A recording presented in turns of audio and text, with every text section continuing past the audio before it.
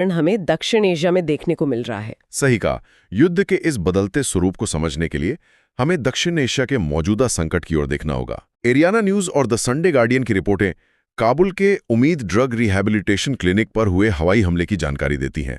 ये एक बहुत ही दुखद घटना है। इस घटना में 400 से अधिक लोग मारे गए हैं और 260 से ज्यादा घायल हुए हैं। एक नशा मुक्ति केंद्र पर ऐसा हमला, ये बहुत ही हताश करने वाला है। देखिए, इस स्थिति में जमीनी हकीकत को समझना बहुत जटिल है, क्योंकि दोनों पक्षों के दावे बिल्कुल विपरीत है और रिपोर्टिंग में भारी विरोधाभास है। हाँ, अफगानिस्तान के विदेश मंत्री अमीर खान मुत्तकी ने इस हमले को मानवीय और इस्लामी सिद्धांतों का गंभीर उल्लंघन करार दिया है। बिल्कुल। उनका तर्क है कि एक अस्पताल या स्वास्थ्य केंद्र को निशाना बनाना अंतर्राष्ट्रीय युद्ध नियमों का खुला उल्लंघन है और उन्होंने अपनी संप्रभुता की रक्षा करने की कड़ी चेतावनी दी है। दूसरी ओर पाकिस्तान का रुख और उनके दावे पूरी तरह से अलग है। देखिए, एक बात मैं यहाँ स्पष्ट कर दूं, हम इस विस्तृत चर्चा में किसी भी राजनीतिक या सैनिक गुट का पक्ष नहीं ले रहे हैं।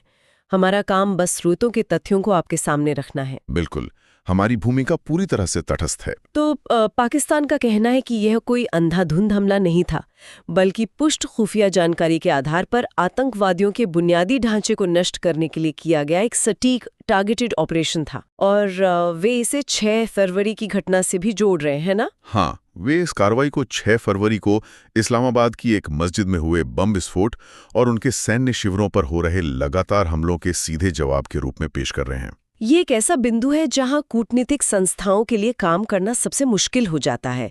विश्व स्वास्थ्य संगठन के प्रमुख टेड्रोस अदनोम घेब्रेयेसस और संयुक्त राष्ट्र के मिशन यूनामा ने स्वास्थ्य सुविधाओं पर हुए इन हमलों की कड़ी निंदा की है। आंकड़े भी तो डराने वाले हैं। हाँ, आंकड़ों पर गौर करें तो इस साल वैश्विक स्तर पर नागरिक मौतों में 30% की चिंताजनक वृद्धि दर्ज की गई है। इस बीच चीन के विदेश मंत्री वांग यी ने दोनों देशों के बीच मध्यस्थता करने की पहल की है। लेकिन यहाँ एक बहुत बड़ा सवाल खड़ा होता है, जब दो देशों के दावे एक दूसरे के इतने विपरीत हों। मतलब एक तरफ पाकिस्तान का कहना है कि वो आतंकवादियों को मार रहे हैं और दूसरी तरफ अफगानिस्तान का आरोप है कि नागरिकों का नरसंहार हो रहा है। सही बात है। तो ऐसे हालात में संयुक्त राष्ट्र जैसे संस्थाएं बिना किसी एक का पक्ष लिए या बिना किसी को गलत ठहराए शांति कैसे स्थापित कर सकती हैं? क्या ये सिर्फ हवा में तीर चलाने जैसा नहीं है? ये एक महत्वपूर्ण सवाल खड़ा करता है। अंतर्राष्ट्रीय कूटनीति में जब अविश्वास इस हद तक पहुंच जाता है, तो बाहरी संस्थाएं अक्सर कौन सही है इसका फैसला करने के बजाय नुकसान को कैसे रोका जाए इस पर ध्यान केंद्रित करती हैं।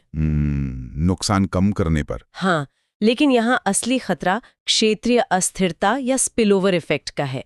दक्षिण एशिया में सीमाएं केवल नक्शे की लकीरें नहीं हैं, वहाँ कबीलाई, जाति